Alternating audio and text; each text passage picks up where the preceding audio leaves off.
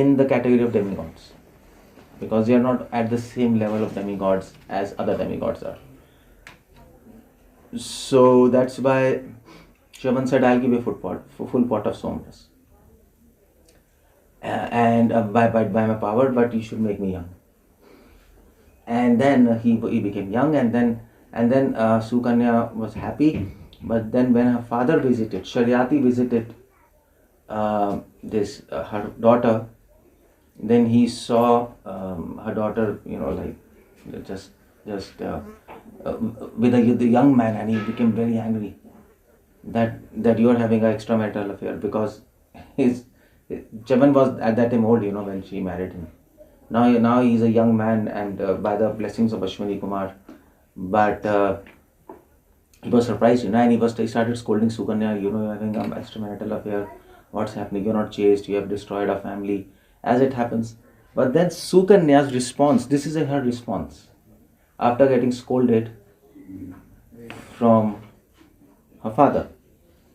Now what she is doing, evam bruvanam pitram, like this, being chastised by her father, pitram, she started smayamana suchismita. She started smiling, smayamana. Now this is a quite funny response, Now here she was smiling, and her smile was shuchismita. Her smile was not out of cunningness, or not out of you see a person may smile when he's hiding something, or he's trying to out manipulate the other person. But a smile was shuchismita. Shuchi smita. Shuchi means pure. Smita means smile. Her smile was pure. There was no cunningness, no manipulation there. Now this is the most important word in this verse. Now why she was smiling, why she was smiling in spite of being scolded by her father? Because she knew that she is honest within herself. She was chaste, and because of her chastity, power of chastity, Chavan Muni became young in one sense, because what happened when Ashwani Kumar wanted to make Chavan Muni young, what happened was Ashwani Kumar carried Chavan Muni in a lake, in a lake of nectar, and they dipped him in the lake, and then when three of them came out, all the three were of same form. Ashwani Kumar are like twins, so they have the same form, like let's say identical twins. They are identical twins. And Chavan Muni also got the form of Ashwani Kumar. So when all the three came out, she couldn't recognize, like they were all three same. So because she is chaste, Ashwani Kumar said, now you have to choose your husband. Who is the husband? And then Sukanya, by her power of chastity, she could recognize her husband. And Ashwani Kumar very happy by that. And that's why they allowed Chavan Muni to keep his young body, and they blessed Sukanya. Now that was her chastity.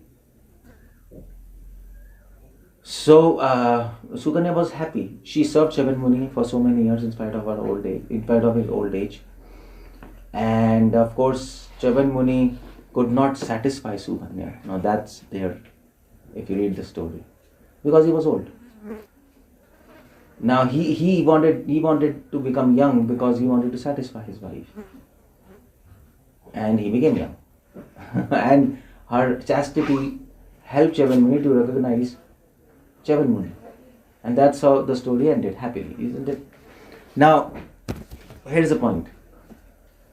She smiled, a pure smile. Why? Now here's the point. There are few points to consider here. You see, so like Madhvacharya. If you take the life history of Madhvacharya, Madhva, mat karo, chhod, isko. Madhva, so whenever somebody used to argue with him, I mean to say, so Madhva was traveling around India, Madhvacharya, and he was having debates with opponents. And whenever he was having debates with opponents, The opponents used to, shoot many arguments, and they used to become angry. And they actually asked 𝗙𝗶 many questions. Like, so he used to also meet Advaitvadis, Mayavadis. बैठ जाओ प्रभु, बैठ जाओ. Just here. और ये भी क्या करता है, मुझे नहीं चाहिए एक्चुअली, कर दो. So 𝗙𝗶, so he used to also meet Advaitvadis, and Advaitvadis were like very critical, and he never liked Advaita. Like his 𝗙𝗶's whole life was actually a fight against Mayavad. And it is said about 𝗙𝗶, he is a born enemy of Mayavadis, Shankara. So whenever he used to face Advait, Mayavadi used to become completely irritated. I mean to say irritated in one sense. But he didn't used to show it, and he didn't used to respond like that. In every debate, he used to smile and maintain his composure. He didn't lose his composure. And that's the point. That's the point. The same point is here. She didn't lose the composure. She didn't become angry, her father rebuked her in front of her husband. And I mean to say, all the ministers might also be there. And she didn't become angry. She maintained the composure. Why? The law is that if you are honest, if you are confident within yourself, you will not be agitated. That's the law. That is what is shown here in this verse. A person who is getting agitated, that means he is not honest within himself. He is not confident. He is an illusion. And that's what Krishna says, 𝗙ṛ na muyati. In the first verse, Dhira means a person who is truthful to himself. That's the point. 𝗙𝗃 was truthful. She was chaste. She never did an extramarital affair or nothing like that. 𝗙𝗶, he was honest with himself. He knew his philosophy. 𝗙𝗶 knew his philosophy. He was convinced that Dvaita is the right philosophy, and he was convinced. He was honest. I believe in Dvaita. So it's not that I'm just learned some philosophy. I believe, I realize it, and that's why he was maintaining his composure. And that's the idea there. A person who doesn't believe in what he says, who doesn't practice in what he believes, he will get disturbed. Full stop. And that applies to all of us. That applies to all of us. If you replace this smile by the life of a devotee, if you're a devotee and if you're getting disturbed, if you're getting disturbed, that means you are not honestly trying to look within your soul. You're not honestly trying to apply the philosophy in your life. You're doing some kind of sins, or some kind of faults are there in your practice, and then that will make you disturbed. That's the whole point there. And that is why scriptures, if you read Manu Samhita, if you read Dharma Shastras, it is said only a person who speaks truth, he will not be bewildered. Truth to whom? Truth to himself. That is the law. That is Satyam. That is one truth. People who don't speak truth with themselves, they will never be composed. 𝗙𝗃 spoke truth to herself. She never broke her chastity. As a devotee, we have to speak truth to ourselves. Let's accept the fact. Let's accept, okay, I am not advanced, even though I am 20-year-old senior devotee. Accept that.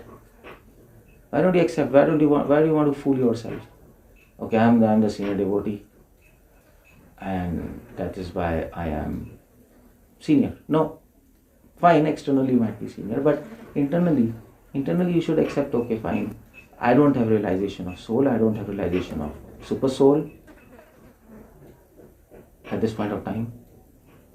I don't have realization of rasa, bhakti ras. So I don't have. If you're truthful to yourself, you will be confident. It is not a failure. It is not a failure that you don't know. Don't think like that. It is not a failure. It is actually, it is actually in one sense winning, because you are accepting what you are, and that way you will be able to correct yourself and go and actually work your way towards the goal. And that Krishna appreciates. Krishna doesn't appreciate false, what do we say? False projection. Krishna doesn't appreciate imposters. No. He appreciates. He says, fine, you are what you are. Come to me, you are what you are. I appreciate that. Don't try to show yourself something other. Try to show yourself something other to yourself. That's not, you don't do that. Otherwise you'll not advance. It's harmful to you. And that is one law there. Satyam param dhimahi. That's where Bhagavatam begins. Meditate on the supreme truth. What is the supreme truth? Supreme truth is Krishna. Krishna is humbleness. And that humbleness is supreme truth. So that's the idea. So if you want to be confident, know truth. Realize the truth. Then you are confident. That's why Krishna says, that's why he says. He is saying anybody who knows his soul, he is not this body, he is undisturbed in any condition. Anybody is trying to know this. The idea is not about knowing you're not the soul and you're not the soul, you're not the body. The idea in this verse, with actually m𝗲𝗱𝗶𝗶 comments, is this is an example. If you understand your body changes but your soul doesn't change, you become undisturbed. Now, well, you might say, well, I have read it so many times, but I am becoming disturbed. Well, the whole point is, it's not the point of your body changing and your soul not changing. It's the point of knowing the truth. That's where Krishna begins Bhagavad Gita. Krishna is not beginning Bhagavad Gita with the knowledge of soul. That's an example. He's beginning Bhagavad Gita and he's saying, Arjuna, try to accept the truth of life and know it. And then you will not be disturbed. That's the idea. Why? Because you are satisfied within yourself.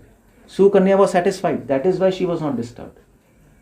Truth leads to satisfaction. That's the idea. Truth leads to satisfaction. What's that verse?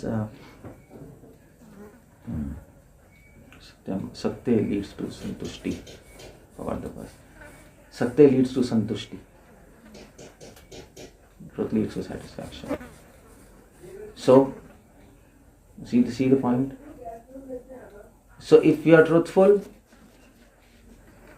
then you are satisfied. If you are truly understanding the text, if you are truly trying to apply it in your life, you are truly accepting, I am like this, and trying to correct it and go towards your goal, you will become satisfied. Even if you are not perfect.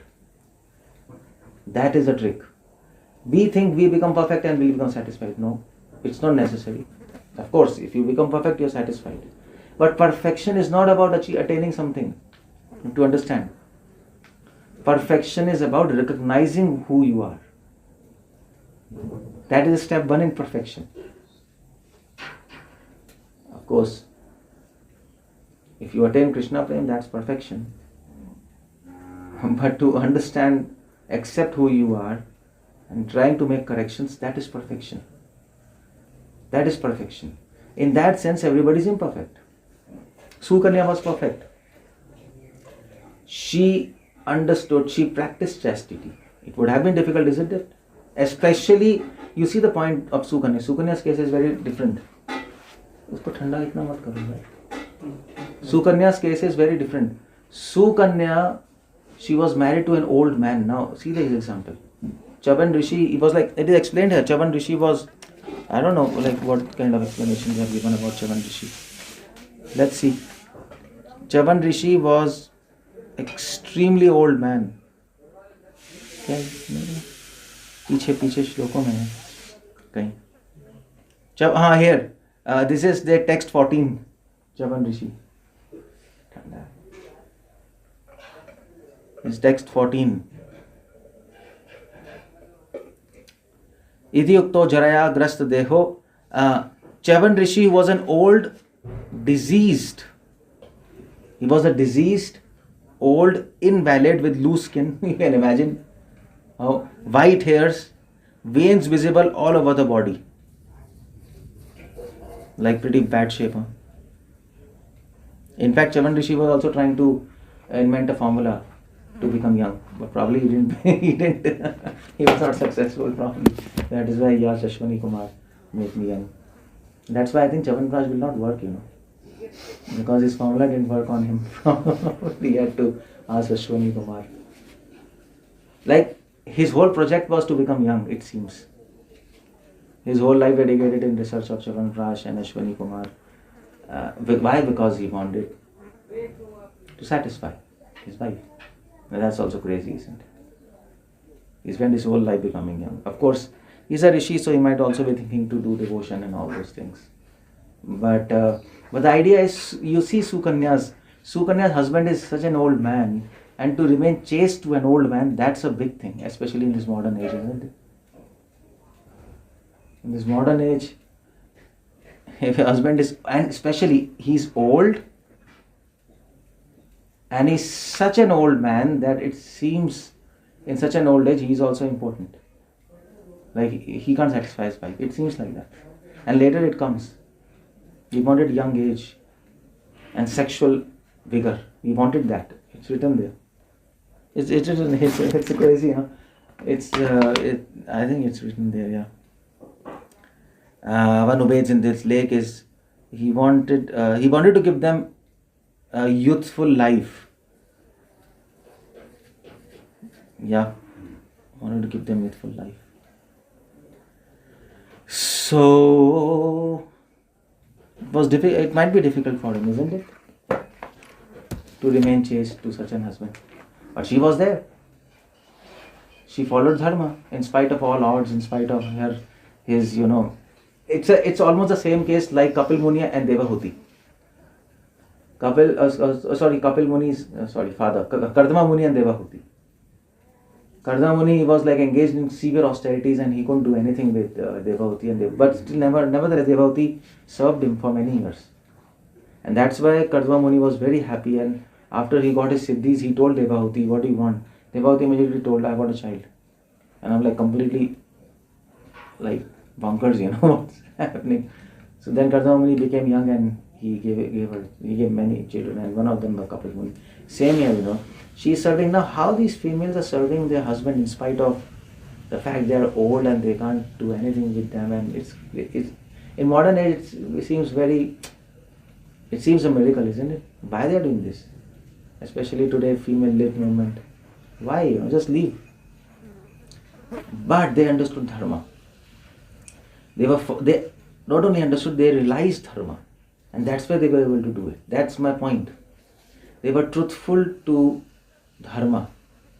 They truly imbibed dharma in their life. And that's why they were satisfied.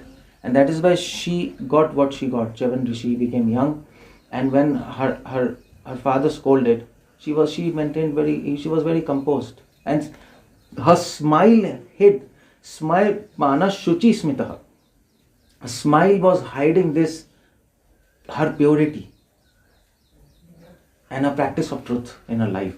That's the point. Krishna is not saying if you simply understand the example, you will become Dhira. No, everybody of us knows this example.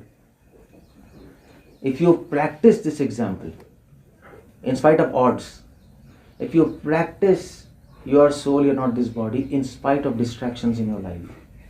That's the idea there. There are so many distractions in our life, there are so many temptations in our life, there are so many doubts. But nevertheless, in spite of temptations and distractions, we are trying to practice and maintain our foundation that I am soul, I am not this body. I will not do sense gratification. In spite of all temptations, I will try to understand God seriously.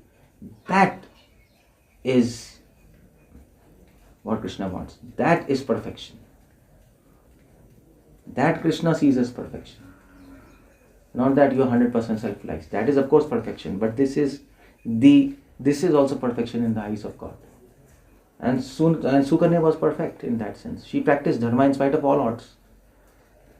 Her husband was old and invalid, diseased. And that's why, but nevertheless she practiced it. That means she might have realized it. That's why she was confident and satisfied. And in spite of the fact that her father created such a hustle and bustle there, he was okay, smiling. So that smile, this is not a smile. This is not the point of smile here. She is smiling, but the point is not smile. Krishna is giving the example, but the example is not the point. The example is truth. That's why Bhagavatam says, 𝗙cie𝗹𝗹𝗶𝗹. You follow what you speak. And you practice what you follow. That will make you satisfied. That will make you confident. That will help you to remain composed in all circumstances. That is a secret. Don't try to just, so I want to attain love of God, okay. I want to attain Krishna. That's good. You want to attain Krishna, love of God. But what's the step 1? You can't go to step 40 without step 1. That's not the point. And if you take first step, so there's a philosopher Lao Tzu. He said a famous saying, a journey. So no matter how long is a journey, every journey starts with the first step. You see the point? There's a wisdom here. No matter how long is a journey, every journey starts with first step. First step means if you take the first step, at least you have started your journey. The idea is, if there's a long journey, people fear to start the journey. Oh, it's such a long way. But if you take first step, that means you have started. And then no matter how far the journey is, you will ultimately attain your goal. That's the point. That's a step 1. So we will attain a goal. We can all attain Krishna love of Godhead in this life. But we are missing first step 1. That's what we are missing. And that's why we are struggling with ourselves. We are not even satisfied. Because if you are satisfied, then you will be able to practice devotion nicely. Otherwise you will not be able to practice devotion. What's that verse? 𝗙cie𝗹𝗹𝗶𝗹 Krishna Purneshavana Kirtana. After that,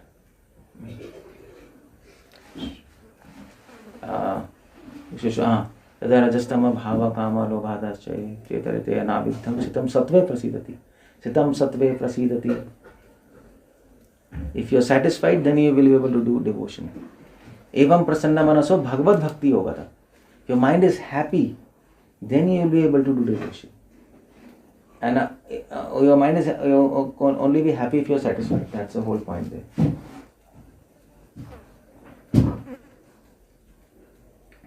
If you are not satisfied, your mind will not be happy.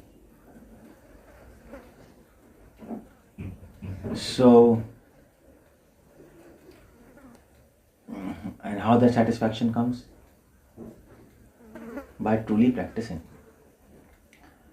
by truly accepting who you are, by truly wanting to realize what Krishna is saying, and not fooling yourself into a trap. Doesn't help anybody. That's here. That is why m𝗲𝗱𝗶𝗹, he was confident. And you know what? You see the point here. If a person becomes angry, you can immediately understand that he doesn't understand his subject. It's clear. you know that happens. If you're debating with somebody, if the other party starts shouting, this means he's finished with all his arguments. So ab hath paunch chalayega. That's all. He doesn't have any other way to defeat you. So now he starts shouting. And that's Nigrahasthan, that's his defeat. That is why in all debates, to become angry means you have lost the debate. It is there in Nyaya Shastra. If in a debate you become angry, that means you have lost the game. You're not supposed to become angry in a debate. You're supposed to present your arguments. So that's one of the rules of a debate. This is called nigrahasthan, defeated. In a sacrifice, in a debate, you're not supposed to be angry. Otherwise, they get defiled. It's like finished. It breaks. So that's how it goes. So this is this verse all about. Smaymanam 𝗙cie𝗶𝗹𝗹. One angle to see this verse. And probably this is what Bhagavatam is trying to teach us. It seems a simple story, but it's not a simple story. It's a story of honesty. Prabhupada writes honesty and chastity. It's a story of a soul who is trying to follow dharma in spite of all odds. It's a story of a person, Sukanya, who is trying to imbibe dharma in her soul. And that's why she was able to practice. It's a story of a person who is confident that she never broke any rule. And that's why she was smiling confidently in front of her father. And her smile was 𝗙cie𝗶𝗹𝗹, was very pure. So 𝗙cie𝗶𝗹𝗹 means that smile was appreciated by God. Smile. So now another point is, in this whole smile is, don't judge anything by pratyaksha. That's one thing. Her father came and she saw, and he saw that this, like her father's logic is A plus B is equal to adultery. Young woman, young male, adultery. Okay, that's a conclusion. Her father is a typical materialist, believing in pratyaksha. Oh, my daughter is with young man, so she's doing adultery because her husband was supposed to be old. And now who is this young man? He couldn't recognize, so adultery. Fine, that is okay.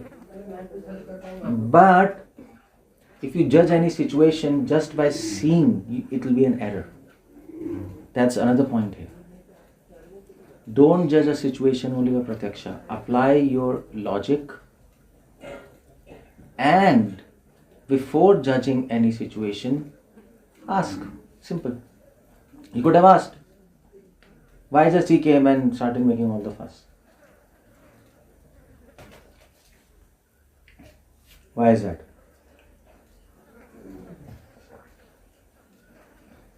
No, it was crazy. So, but he didn't ask. Just by seeing, come on, this and that and that and that and so many things. So, a wise man is not Lord Ram, he was not like that. He used to ask. When Vibhishan came from Lanka, when Ravan like he kicked Vibhishan out of the Lanka, Vibhishan came to surrender to Ram, and all the monkeys were saying, kill him, he's a spy and he's a demon. Ram said, no, let's ask, stop. They informed Ram, said, no, let's ask. That's what he did. So that's a point, that's another point, very important point here.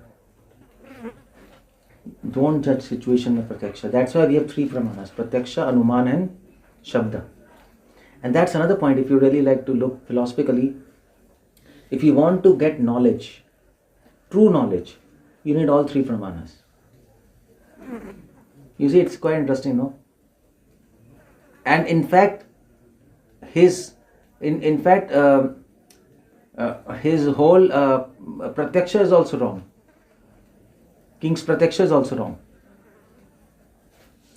Why? Because he saw young man and young female, and she is very composed. I mean to say, he went and he saw both of them, and if she was not honest with herself, and if it was an extramarital affair, she would have become completely pale, isn't it? Completely bewildered. Her father is here, my lover is here, isn't it?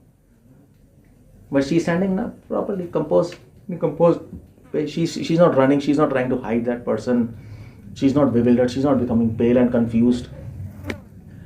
So that king, actually his whole pramana of pratyaksha is also wrong. He's in his own idea. And that is what a materialist is.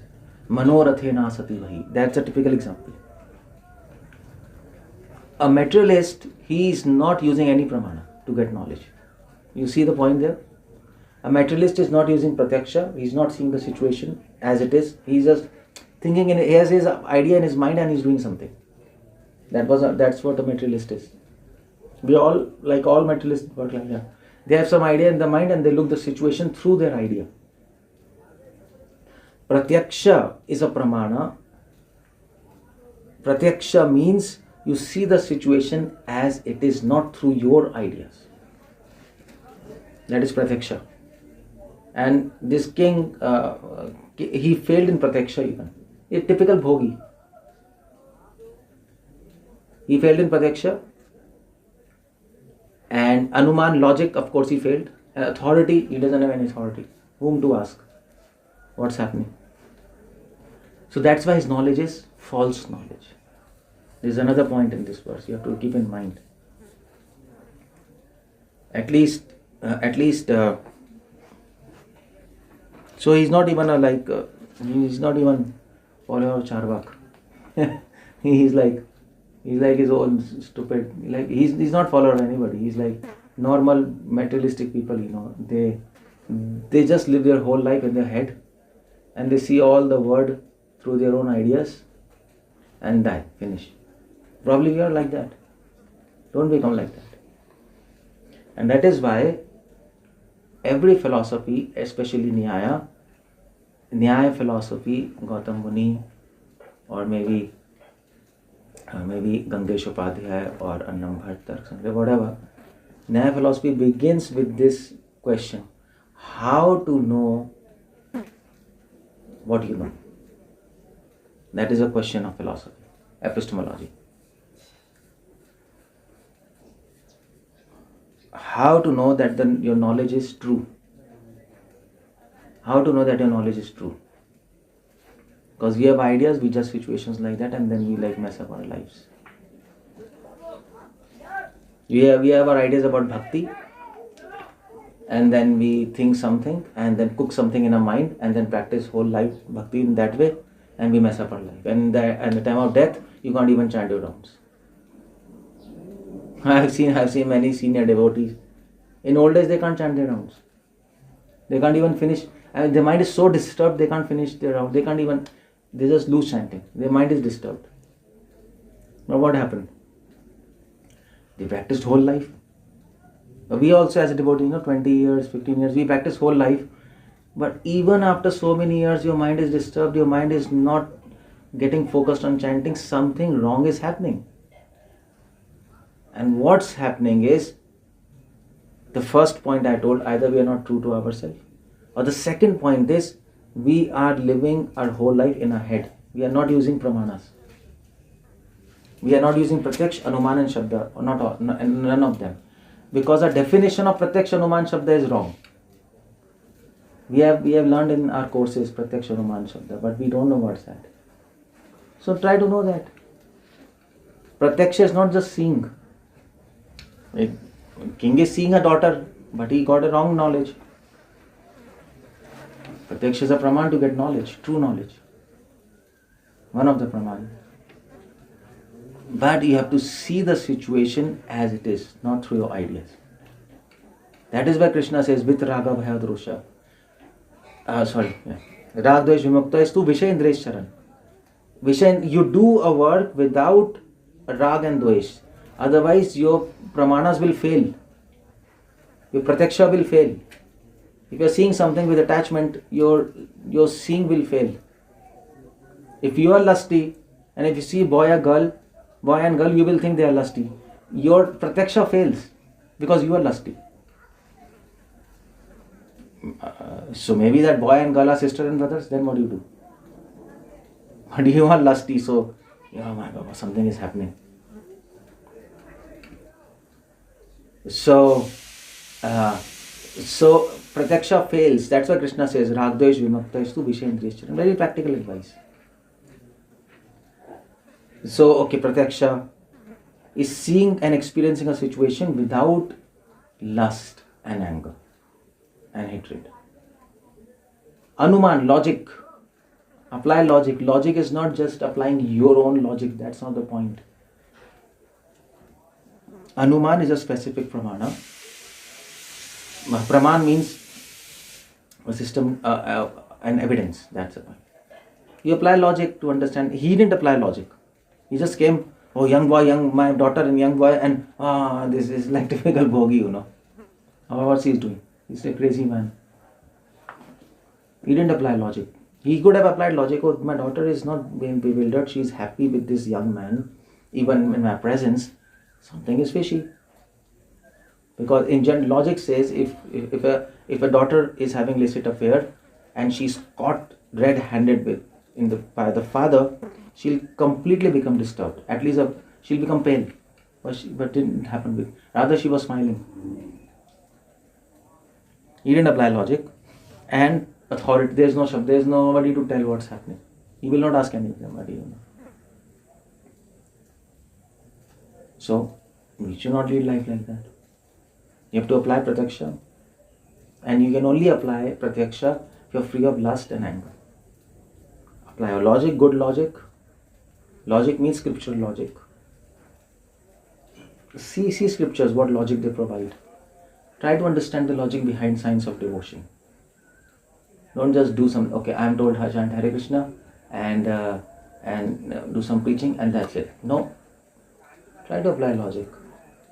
Try to understand why we are told why to chant, why to preach. If I am chanting, what's happening with me? What's the science? And then authority, Shabda. That's all. Shabda means authority. Shabda doesn't mean authority, by the way. That's the usual translation. Because authority can also be blind, tyranny. Authority can be, okay, you have to do this. And it's a suppression and order. But that's not the point. Shabda means some truths which are there, always there. And they will never change.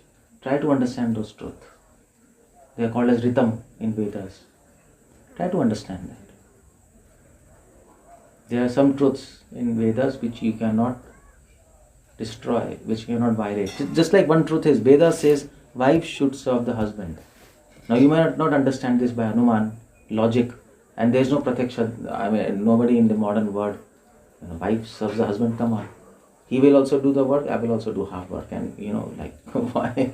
But only Vedas tell, okay, no, wife should serve the husband. Now, in this case, she understood the dictum. In spite of the fact the husband is old and he's not valid and he can't do anything for the wife, still she's serving. This is called Shabda. This is called, she's not forced to do that. So translating Shabda as authority is like, it is okay, but it doesn't capture the full sense of Shabda. Shabda is a law which you understand or don't understand, but you have to follow it. So it's a law of cosmos. If you don't follow it, you destroy your life. You go against cosmos. That's the whole idea. That is Shabda. So you see the point? We don't even understand what's Pratyaksha, Anuman and Shabda. Because we are living in our heads. That's what this king is. That's what this story is all about. Another point. That is why Sukanya is smiling and that smile shatters the whole word of his father, her father. She's smiling, he is not understanding the situation. That's okay. And that's why pure devotees, they smile. Don't think they're happy with you. They might be smiling. What the hell is doing? If you meet a pure devotee, Maharaj, give me blessings, okay, blessings.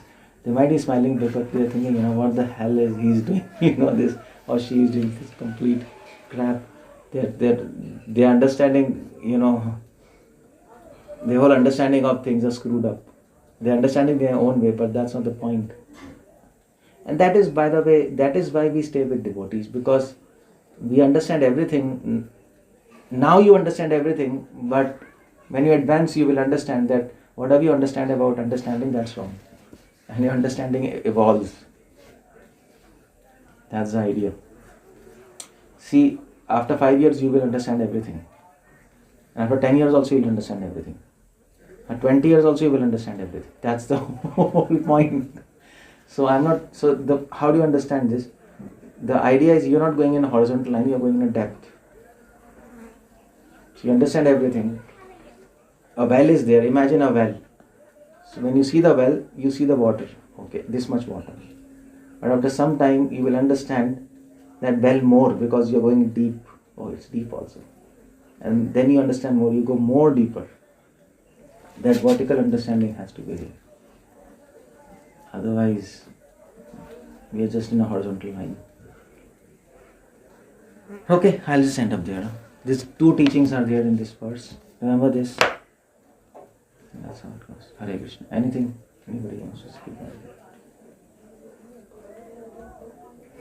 It's a verse you may not have thought. You may not have thought, that there are so many things in this verse, but there are. Okay, yeah. Mataji, please. Yeah, as you said last week, right, whatever we read, we have to contemplate and read it, and we have to present in a different way. So that's why, Prabhu, we always await for your class because you give in so typical way that goes in depth of the words. So as you said that the scriptures, if you read, it should not be only as a perfection. Like what we have in our mind, that's just I'm reading, that's it. So we have to go in depth and go in depth. So that's how you take the class, Prabhu. So thank you so much for that. And so very nice understanding of this verse. As you said, I really didn't think that so much details are there in this verse. Thank you so much for that. And we have a hand raise from Pitambara Prabhu. Please go ahead, Prabhu.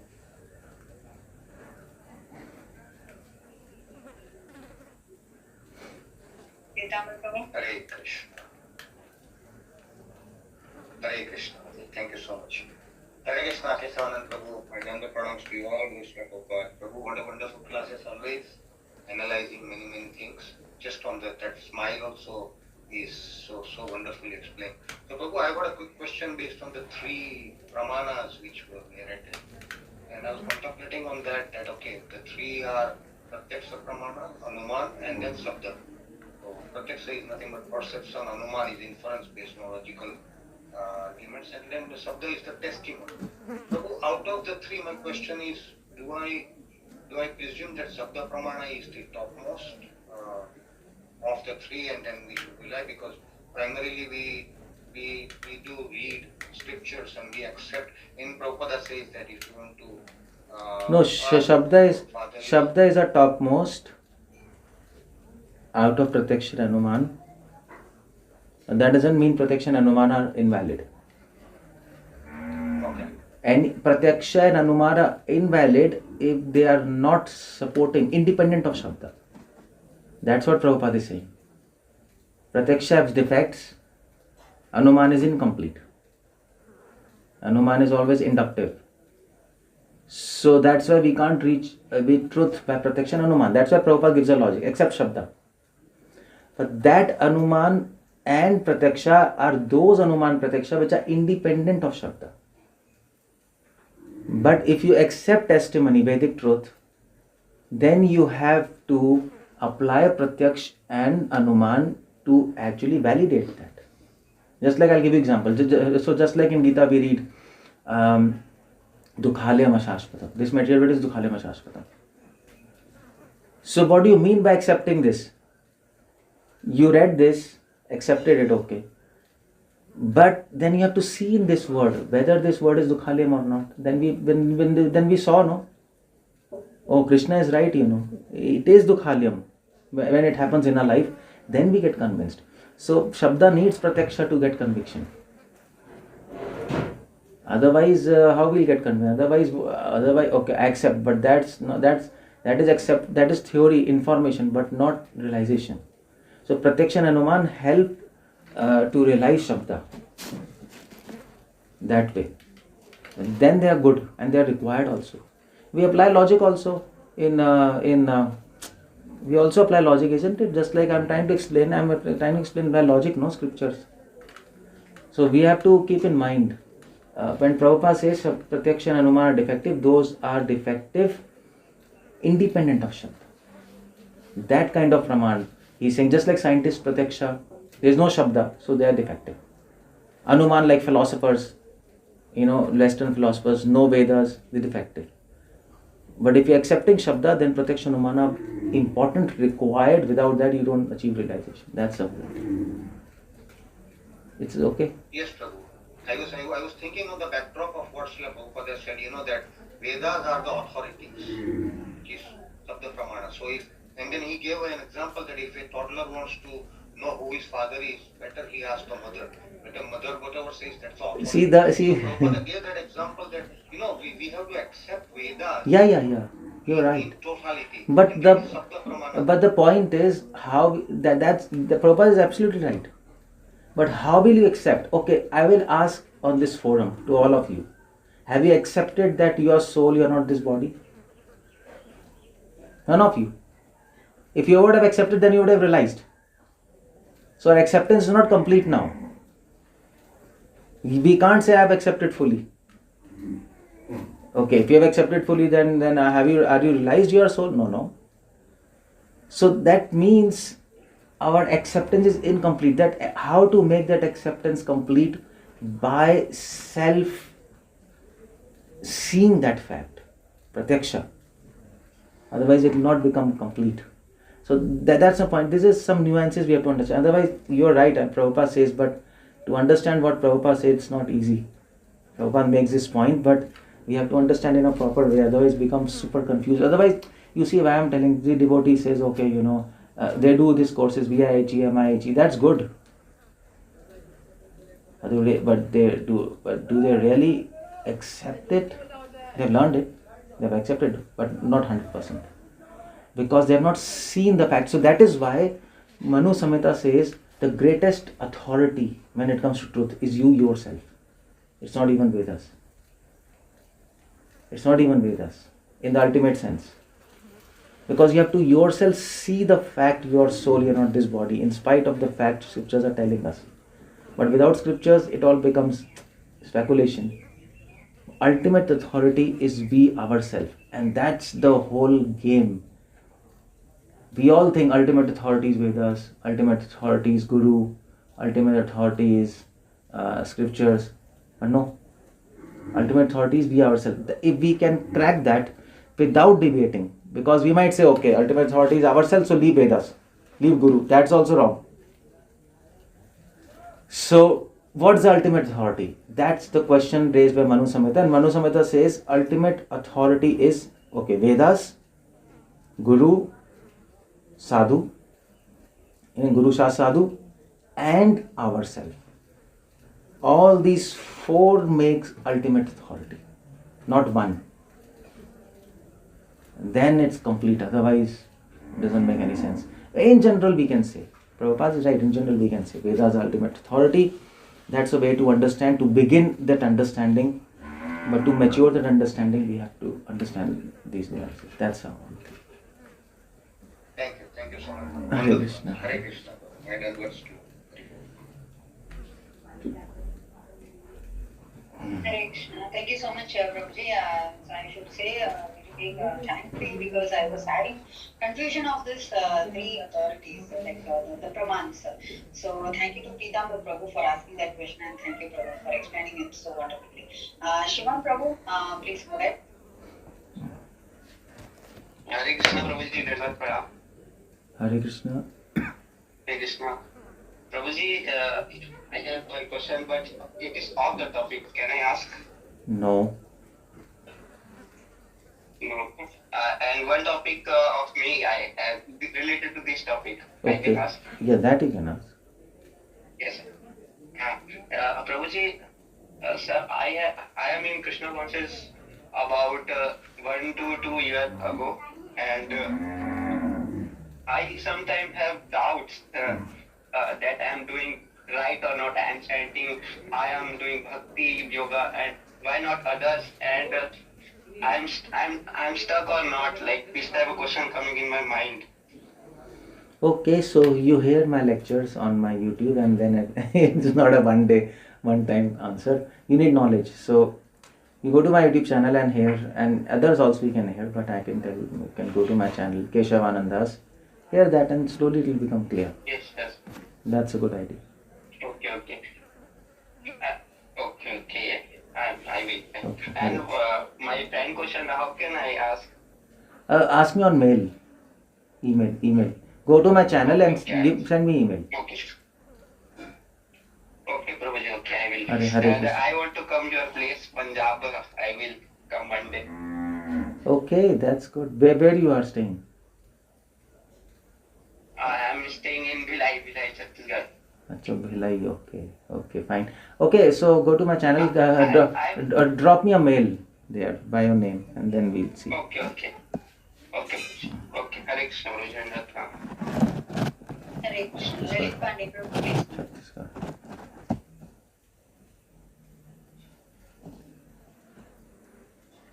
Hare Krishna, Prabhuji. हरे कृष्ण. आपका net ही खराब हो रहा है. Thank you so much for Oh, this in-depth lecture. Hare Krishna, Prabhuji. I'm audible now? Yeah, you are audible. Now, okay, Prabhu. अब है पता नहीं क्या इनका internet. There might be some issue in the network, Prabhuji. Yes. So, can I ask my question right now? Yeah. Okay.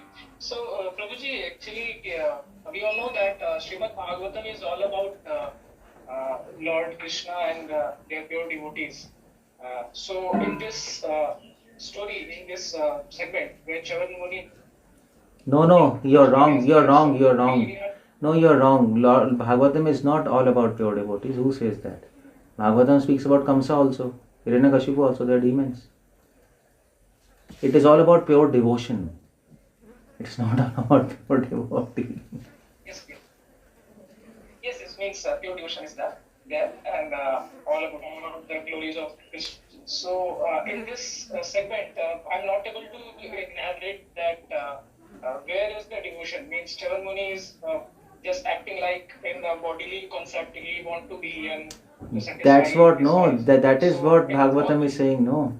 Bhagavatam is trying to tell you what is light and what is darkness, so that you understand pure devotion. So they are giving this example of darkness, materialism, to give a contrast. That way we'll be able to appreciate devotion more.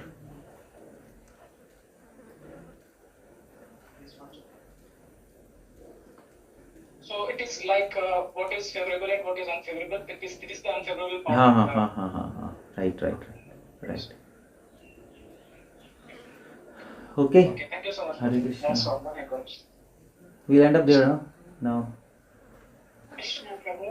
Do you have time to do one more question in the chat? Okay, last question then. It's from Priyansh Garg, Prabhu. We have some time. Just want to understand. Sometimes when we realize our nature and behavior is not spiritually proper, we try to consciously correct ourselves by asking seniors how to behave, react, or improve. But sometimes we get to hear just be natural and don't act. Okay. So it becomes confusing that if our natural conditioning itself needs purification, then how do we improve ourselves without being artificial? Anyway, I don't know what your seniors are saying. They're like, I don't know. I think, according to me, it's not a proper advice. I don't know whom you're asking, but try to understand your defects and correct yourself. That's the whole thing. Simple. Natural, it's a very abstract answer. It's not a good answer. How to understand that we have defect, Prabhu? Nice. We have good association, we ask them, and they will tell us what are the defects. Or if we chant nicely, we will understand. Chanting will show everything. Who we are, who Krishna is. That's a function of chanting. Yes, Prabhu. Hare Krishna. Thank you so much, Okay. Prabhuji. I don't find any hundreds of questions in the chat box. Okay. Thank you so much for your Hare wonderful Krishna. association.